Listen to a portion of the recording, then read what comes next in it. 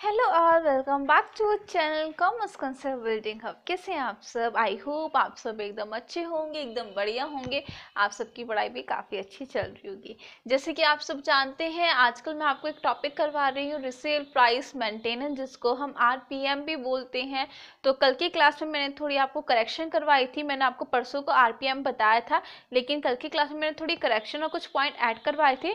तो जिन जिन ने कल की क्लास नहीं देखी और परसों की क्लास नहीं देखी, तो पहले वाली क्लासेस देखिए, क्योंकि आज मैं यहाँ पे आपको टॉपिक करवाने वाली हूँ एडवांटेजेस एंड डिसएडवांटेजेस, आप बोल सकते हैं criticism of RPM, resale price maintenance. तो चलिए देखते हैं कौन कौन सी एडवांटेजेस होती हैं, कौन सी डिसएडवांटेजेस होती हैं, कितना इस टॉपिक को क्रिटिसाइज किया गया, वो आज हम देखने वाले हैं। तो पहला टॉपिक है हमारा एडवांटेजेस। आई होप आपको सब कुछ क्लियरली दिख रहा हो। Advantages of resale price maintenance, जिसको हम बोलते हैं आरपीएम। आरपीएम, ठीक है। देखिए, जैसे कि मैंने आपको बताया था कल की क्लास में, जो आरपीएम होता है ये ज़्यादातर मैन्युफैक्चर, मतलब ज़्यादातर क्या, ये मैन्युफैक्चर ही सेट करता है हमेशा। तो मैन्युफैक्चर रिसेलर्स को बोल देता है कि ये 200 रुपये का माल है या 200 रुपये का इसका प्राइस है, तो तुम्हें 200 से कम का एक प्रोडक्ट नहीं बेचना है, 200 से ज़्यादा तुम बेच सकते हो। कल को मैंने आपको मीशो का भी एग्जाम्पल दिया था, और भी बहुत सारी ऐसी रिसेलिंग ऐप हैं जिनमें ये वाला मेथड ज़्यादातर मैन्युफैक्चर यूज़ करते हैं। तो यहाँ पे एक चीज़ आप खुद ही सोचिए, बताइए, जब यहाँ पे एक तरह से ये बोला जा रहा है रिटेलर को कि तुम 200 रुपये तक का सामान बेच सकते हो, मतलब 200 रुपये का तो तुम्हें बेचना ही बेचना है, इससे कम तुम प्राइस नहीं कर सकते, इससे अबव तुम कर सकते हो, इससे कम तुम नहीं कर सकते इस प्रोडक्ट का प्राइस। तो एक चीज़ बताइए, रिटेलर ने प्राइस डिसाइड कर लिया, उसने सोचा कि मैं इस प्रोडक्ट को 220 का बेचूंगा सब कस्टमर को, और उसने सारे प्रोडक्ट्स पे चिट भी लगा ली 220 की। तो अब आप एक चीज बताइए, इसमें से एक एडवांटेजेस ये निकलती है कि यहाँ पे एक ही प्राइस का प्रोडक्ट डिस्ट्रीब्यूट किया जाता है हर कस्टमर को। फॉर एग्जाम्पल, एक कोई यहाँ पे कॉटन की कुर्ती है, कॉटन की कुर्ती है एक पर्टिकुलर ब्रांड की, ठीक है ना, और उसमें जो साइज एस है, फॉर एग्जांपल यहाँ पे मैं लिबास की एक कुर्ती ले लेती हूँ, ठीक है, इसमें जो साइज एस है उसका है आपका 220 का प्राइस। तो ये जो 220 का प्राइस है, ये सब कस्टमर को एस साइज में लिबास कंपनी का 220 का ये वाला जो प्रोडक्ट है, ये रिटेलर सबको, सब कस्टमर को इसी प्राइस का बेचेगा। तो हम ये बोल सकते हैं, जो रिटेलर एक प्राइस सेट कर देगा, उसने 220 का प्राइस सेट कर दिया किस चीज़ का, कॉटन कुर्ती का एस साइज में लिबाइस कंपनी का, तो वो सब कस्टमर को 220 की ही कुर्ती देगा अगर वो कॉटन कुर्ती और एस साइज में लिबास की कुर्ती लेते हैं। तो एक इसमें ये रहता है कि यहाँ पे हम प्राइस डिस्क्रिमिनेशन नहीं करते हैं, रिटेलर ने एक बार प्राइस सेट कर दिया पर्टिकुलर प्रोडक्ट का, वो ही रहता है। तो यहाँ पे हम बोल सकते हैं पहली एडवांटेज होती है प्राइस डिस्क्रिमिनेशन नहीं होता, there is no price discrimination among the customers, ठीक है। RPM helps in advertising the product with its price. Normal सी चीज़ है, जब हमने ये सेट कर दिया कि 220 का ये रेट है, तो जब हम एडवर्टाइजमेंट करते हैं, जब हम अपने प्रोडक्ट की प्रमोशन करते हैं, आपने टीवी में भी ऐड देखे होंगे, कुछ कंपनी तो प्राइस बताते हैं, कुछ नहीं बताती है, लेकिन यहाँ पे आरपीएम में हम क्या करते हैं, ज़्यादातर प्राइस बता देते हैं, और प्राइस की वजह से हम अपने प्रोडक्ट को एक तरह से एडवर्टाइज कर सकते हैं। फॉर एग्जांपल, मैंने टीवी में ऐड दे दिया 220 की लिबास की कुर्ती लीजिए, तो वो 220 का रेट सबके लिए है। तो लोग बाग जो मतलब लो इनकम के ग्रुप होंगे, मिडिल क्लास के ग्रुप होते हैं, वो लोग अट्रैक्ट होते हैं और वो लेने के लिए भी आएंगे मेरी शॉप पे, जब उनको पता चलेगा 220 की एस साइज की लिबास की कुर्ती हमें मिल रही है। तो एक तरह से ये हमें प्रोडक्ट को प्रमोट करने में बहुत हेल्प करता है अगर हम प्राइस एडवर्टाइजमेंट के टाइम बताते हैं तो। Customer feel satisfy and they don't waste time in bargaining. यहाँ पे जो कस्टमर्स होते हैं उनको एक सेटिस्फैक्शन होता है कि यही रेट, ये वाला जो रेट है ये सब कस्टमर के लिए है। अगर 220 मुझे, अगर ये 220 का प्रोडक्ट मुझे मिल रहा है तो सबको मिल रहा है। तो यहाँ पे एक तरह से फिक्स रेट होता है, यहाँ पे आप कोई बार्गेनिंग नहीं कर सकते हैं, ठीक है। तो कस्टमर यहाँ पे सेटिस्फैक्शन फील करता है और वो ज्यादा टाइम भी नहीं वेस्ट करता है यहाँ पे बार्गेनिंग में, ठीक है ना। This policy maintains the stability of price. ये जो पॉलिसी होती है, देखो प्राइस स्टेबल है, रिटेलर ने सेट कर दिया यहाँ पे प्राइस 220 की कुर्ती है तो 220 की ही कुर्ती रहेगी। तो ये थोड़ी एडवांटेजेस थी। तो आई होप आपको ये वाली चीज समझ में आई हो। और ये वाली जो पॉलिसी होती है ज्यादातर बेनिफिट, ये वाली जो पॉलिसी है ये ज्यादा आप बोल सकते हो ज्यादा बेनिफिट करती है कंज्यूमर प्रोडक्ट में। मतलब कंज्यूमर प्रोडक्ट वो होते हैं जो कस्टमर अपने लिए परचेज करता है या किसी को गिफ्ट देने के लिए करता है, जिसका कोई आप ये बोल सकते हो कमर्शियल यूज नहीं होता, वो होते हैं कंज्यूमर गुड्स। यहाँ पे मेडिसिन होते हैं, कॉस्मेटिक्स हो गए, लगेज हो गया, इलेक्ट्रिक अप्लायंसेस हो गई, जितने भी कंज्यूमर यहाँ पे प्रोडक्ट्स होते हैं, गुड्स होते हैं, उनमें ये वाली पॉलिसी काफ़ी एक तरह से बेनिफिट के तौर पे यहाँ पे साबित होती है। और कंज्यूमर प्रोडक्ट क्या होते हैं, इंडस्ट्रियल प्रोडक्ट क्या होते हैं, ये सारे टॉपिक मैं आपको, जब मैंने आपको प्रोडक्ट वाला चैप्टर करवाया था मार्केटिंग में, वहाँ पे मैंने आपको करवा दिया था। अब देखिए ये तो होगी इसके एडवांटेजेस। आई होप आपको एडवांटेज समझ में आई हो। अब आता है आपका डिसएडवांटेजेस या क्रिटिसिज्म ऑफ आरपीएम। देखिए यहाँ पे पहली चीज ये हो जाती है, जो आरपीएम है ये ना एक मोनोपोलिस्टिक मार्केट स्ट्रक्चर क्रिएट कर देता है बाजार में। क्यों कर देता है, देखो यहाँ पे जो डिफरेंट रिटेलर्स हैं, ये एक रिटेलर हो गया, ये दूसरा रिटेलर हो गया, ये तीसरा रिटेलर हो गया, ठीक है। ये अलग अलग, ये भी फॉर एग्जांपल ये भी कपड़े बेचता है, ये भी कपड़े बेचता है, ये भी कपड़े बेचता है, ये यहाँ पे 200 का बेच रहा है, ये यहाँ पे 250 का बेच रहा है, ये यहाँ पे 150 का बेच रहा है, ठीक है। एक ही प्रोडक्ट है लेकिन थोड़ा सा डिफरेंस होता है, हेट्रोजीनियस प्रोडक्ट। आपने पढ़ा होगा मोनोपोलिस्टिक कंपटीशन में क्या होता है, बहुत सारे बायर्स होते हैं, बहुत सारे सेलर्स होते हैं। जो सेलर्स होते हैं वो हेट्रोजीनियस प्रोडक्ट यहाँ पे सेल कर रहे होते हैं। देखो ये तीनों दुकानदार कुर्ती तो बेच रहे हैं लेकिन हेट्रोजीनियस। हेट्रोजीनियस का मतलब क्या होता है, हेट्रोजीनियस का मतलब होता है कि प्रोडक्ट में डिफरेंट, एक तरह से डिफरेंस होना, मैं डिफरेंट बोल रही थी, डिफरेंस होना इसके प्रोडक्ट में, इसके प्रोडक्ट में, इसके प्रोडक्ट में। हेट्रोजीनियस और होमोजीनियस का मतलब होता है बिल्कुल सेम प्रोडक्ट बेचना, ठीक है। और हेट्रोजीनियस बिल्कुल different, brand different, colour different, style difference, price का डिफरेंस। तो ये लिबास की बेच रहा है, ये H&M की बेच रहा है और ये फैब इंडिया की बेच रहा है। तो सबकी अलग अलग क्वालिटी है, अलग साइज है, अलग स्टाइल है, अलग प्राइस है, ठीक है। तो एक इसमें डिसएडवांटेज यही होती है आरपीएम में कि आपका कोई सा भी मार्केट स्ट्रक्चर क्यों ना चल रहा हो। फॉर एग्जांपल आपका परफेक्ट कंपटीशन एग्जिस्ट कर रहा है मार्केट में, लेकिन अगर आप आरपीएम यूज कर रहे हो तभी मोनोपोलिस्टिक मार्केट हो जाएगा वो, बिल्कुल, ठीक है ना। It is difficult to supervise the maintenance of resale price by the dealers।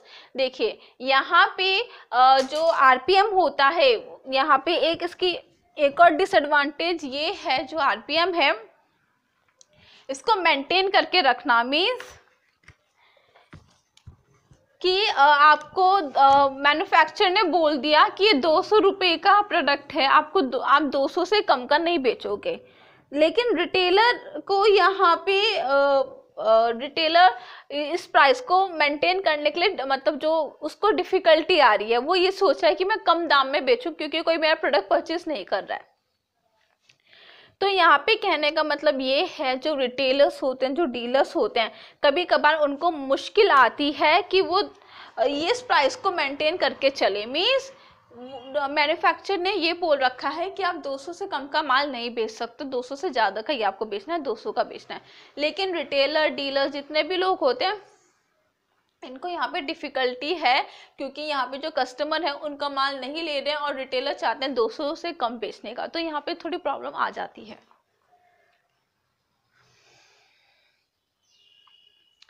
The success of this policy totally depends upon the cooperation of middleman which is least possible। देखिए जो ये पॉलिसी है इसके जो एक तरह से हम सक्सेस बोले वो डिपेंड करती है मैन्युफैक्चरर और रिटेलर के एक तरह से म्यूचुअल एग्रीमेंट पे। देखो, मैन्युफैक्चरर ने बोला कि आपको 200 रुपये तक का ही माल बेचना है, आप 200 से कम का नहीं बेच सकते, ज़्यादा का आप कितना भी बेच सकते हो। फिर चलो रिटेलर ने कह दिया ठीक है मैं कर लूँगा, लेकिन रिटेलर बाद में क्या कर रहा है, 200 से कम का माल बेच रहा है, जो कि मैन्युफैक्चरर ने मना किया था। तो जो ये पॉलिसी है ये एक ट्रस्ट के ऊपर, यहाँ पे आप बोल सकते हो एक ट्रस्ट के ऊपर, एक एग्रीमेंट के ऊपर सर्वाइव करती है। अगर रिटेलर ने 200 से कम का बेचा माल तो मैन्युफैक्चरर उसको माल भेजना बंद कर देगा। तो ये थोड़ी सी इनके डिसएडवांटेज है।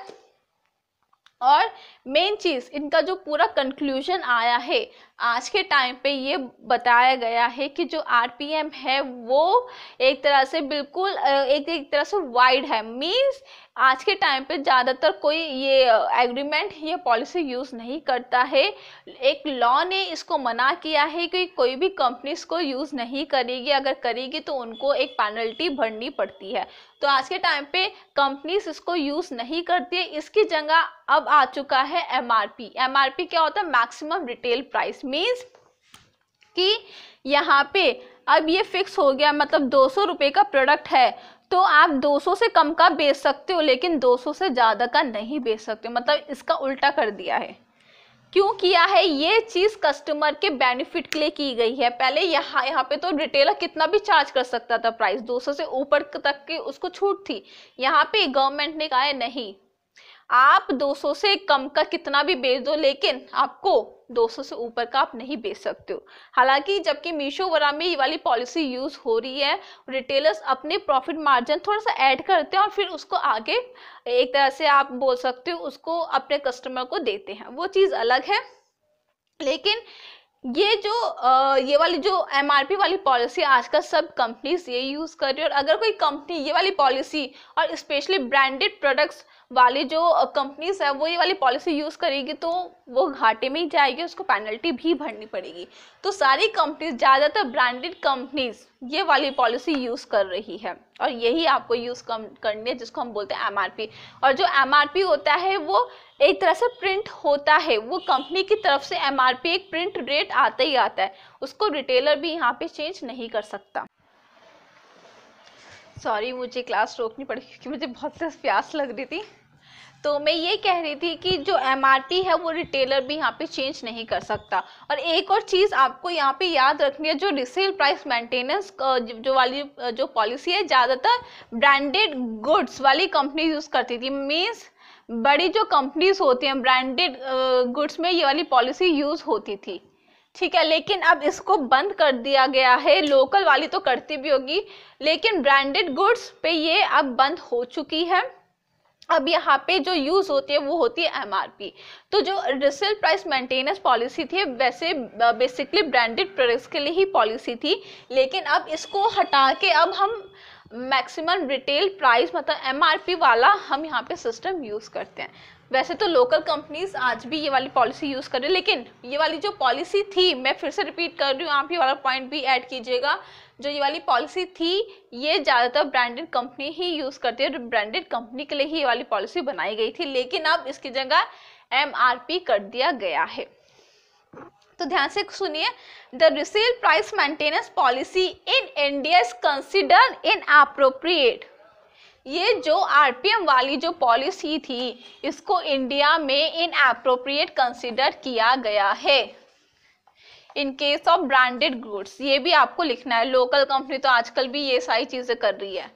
फॉर एग्जांपल आपकी परचून की दुकान है और आप चावल और गेहूं के कट्टे आपने किसी से लिया है, किसी मैन्युफैक्चरर से लिया है, उसने आपको 200 रुपये के दिए और लेकिन आप उसको बेच रहे हो 250-300 रुपये के, तो हो रहा है ना आरपीएम वाला सिस्टम। लेकिन ब्रांडेड गुड्स में ये जो आरपीएम था ब्रांडेड गुड्स के लिए ही था बेसिकली, लेकिन अब इसको आरपीएम से हटा के एमआरपी कर दिया गया है। ये पॉइंट आपको याद रखना है। आरपीएम नहीं है अब, ये है एमआरपी, एमआरपी रेट, ठीक है ना। ये होता है आपका मैक्सिमम रिटेल प्राइस था, रिसेल प्राइस था, एक minute, maximum retail price, maximum retail price, retail price, maximum retail price, ठीक है ना, एमआरपी। और ये दोनों किस चीज के लिए थे? Basically branded goods, branded goods, ठीक है। और आप बोल सकते हो कंपनी रेपुटेड गुड्स भी आप बोल सकते हो, जो रेपुटेड गुड्स होते हैं उनके लिए भी है ये पॉलिसी। एक तरह से ब्रांडेड कंपनीज के लिए, कंपनी रेपुटेड गुड्स के लिए वाली पॉलिसी चलाई गई थी। इसकी जगह हो गया है एमआरपी। तो इंडिया में आरपीएम को इनएप्रोप्रिएट बोला गया है। एक सेशन है, एक लॉ है, एक एक्ट है जिसके बेसिस पे इसको इनएप्रोप्रिएट और वाइड बोला गया है, वो मैं आपको बताती हूँ। ये भी आपको पॉइंट इसमें नोट करना है। सेक्शन 39 ऑफ मोनोपोलीज, अभी मैं लिख देती हूँ, सेक्शन 39 जिसके तहत आप बोल सकते हैं इसको वाइड और इलीगल माना गया है।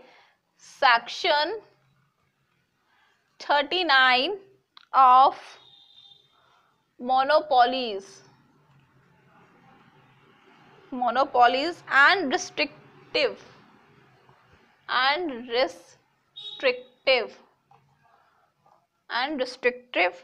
ट्रेड प्रैक्टिस,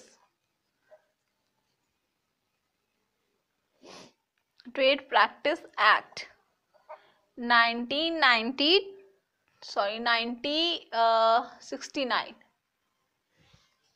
इस एक्ट के अकॉर्डिंग आरपीएम को एक तरह से वाइड किया गया है, इनएप्रोप्रिएट बोला गया है।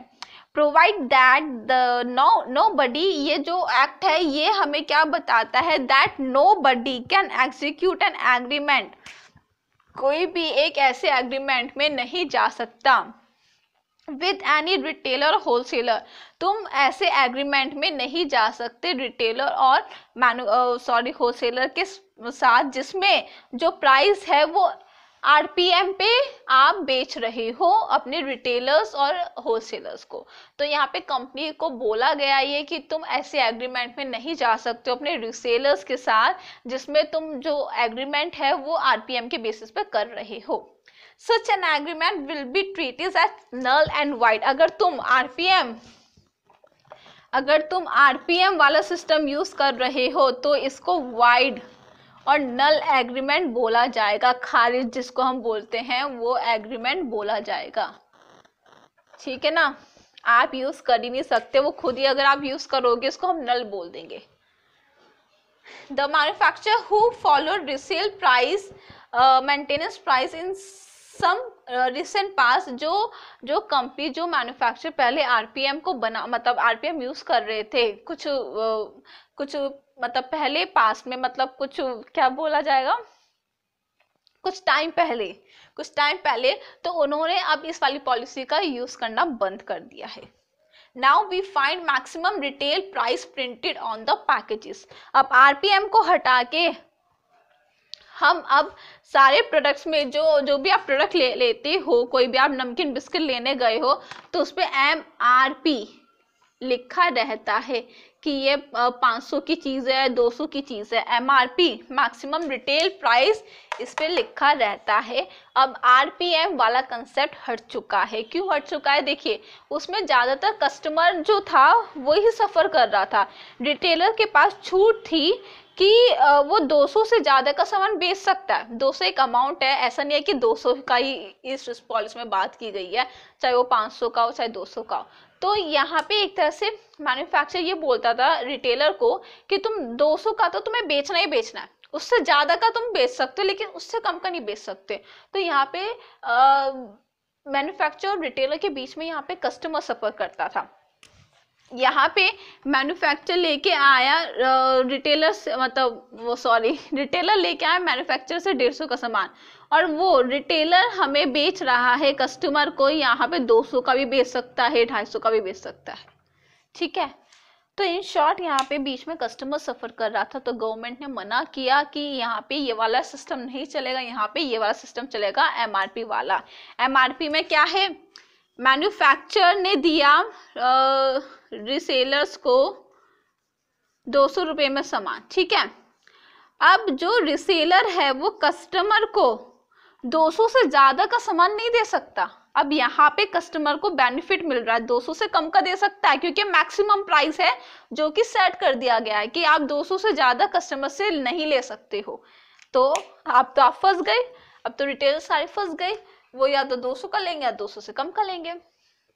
तो यही है हमारा एक पूरा आरपीएम का टॉपिक, जो आजकल बिल्कुल एक तरह से इलीगल भी माना गया है, इनएप्रोप्रिएट भी माना गया है। और ज़्यादातर ब्रांडेड कंपनीज, स्पेशली जो कंपनी वाले गुड होते हैं, लोकल की बात नहीं कर रही हूँ, जो कंपनी के अच्छे रेपुटेड कंपनी के जो प्रोडक्ट हैं वो एमआरपी यूज़ करती हैं। जो लोकल कंपनी है वो आज भी ये वाला आरपीएम वाला यहाँ पे यूज़ कर रही है पॉलिसी। मीशो वगैरह पे भी ज़्यादातर आरपीएम वाली स्ट्रैटेजी यूज़ हो रही है। क्यों होती है, एक चीज़ बताना, जो भी कोई रिटेलिंग ऐप में जुड़े हुए हैं, चाहे वो मीशो चाहे कोई सा भी हो, एक और है ना शॉप्सी, शॉप्सी में भी यही है। अगर आपने कोई प्रोडक्ट देखा है जिसका प्राइस है 200 रुपये और आप कस्टमर को बेचना चाह रहे हो, ठीक है, तो यहाँ पे एक ऑप्शन आता है कि आप अपना प्रॉफिट मार्जिन ऐड कर सकते हो। तो या तो आप कस्टमर को 200 का बेचोगे या आप प्रॉफिट मार्जिन ऐड करके आगे कस्टमर को बेचोगे। इन शॉर्ट होलसेलर कह रहा है 200 रुपये का प्रोडक्ट है, अगर रिटेलर प्रॉफिट मार्जिन नहीं ऐड करता तो वो 200 का बेच सकता है, लेकिन 200 से कम का नहीं बेच सकता क्योंकि वो है ही नहीं, ठीक है। तो देखो कौन रिटेलर पागल होगा जो 200 का बेचेगा, वो अपना प्रॉफिट भी तो लेगा। तो यहाँ पे आपने 50 रुपये प्रॉफिट डाल दिया तो हो गया वो 250 का। तो आरपीएम यहाँ पे भी फॉलो किया जा रहा है इनडायरेक्टली। आई होप अब आपको आरपीएम और एमआरपी वाला कंसेप्ट अच्छे से क्लियर हो गया हो।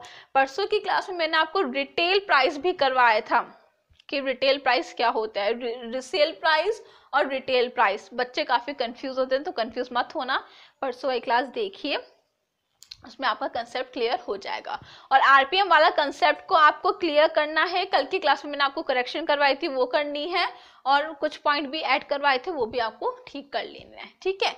तो अब हम मिलेंगे आज के सैटरडे ना, अब हम मिलेंगे परसों की क्लास में, मीन्स मंडे को, क्योंकि आप सबको पता है संडे को हमारी क्लासेस ऑफ रहती हैं। तो अब हम मिलेंगे परसों की क्लास में, तब तक के लिए बाय।